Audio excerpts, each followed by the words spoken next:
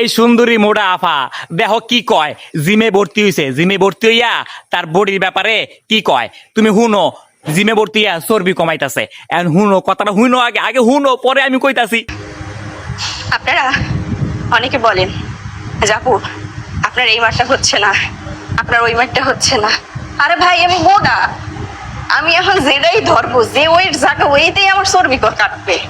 তাহলে এটা ভালো না? আগে পরিবার শিখি, আগে চর্বিটা কমাইলে শরীরেরটা, তারপরে দেখাবো আপনাদের বডি কারে বলে।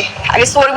এই মোড়া আফা কইতাছে আমি জিমে ভর্তি হয়েছি, জিমে ভর্তি হয়ে আগে চর্বি কমাই তারপরে বডি দেখাইবো। এখন আফু তোমার একটা কথা কই, তুমি আগে চর্বি কমাইবা, চর্বি কমাইয়া তুমি যখন বডি ফিটনেস হইবে না, এই যে এরকম ইয়া ইয়া, যখন শক্তিশালী হয়ে যাইবা, তুমি না একজন দিয়ে ভালোবাসতা, তোমার মনে অনেক কষ্ট, তাকে সবার আগে বডিটা দেখাইবা।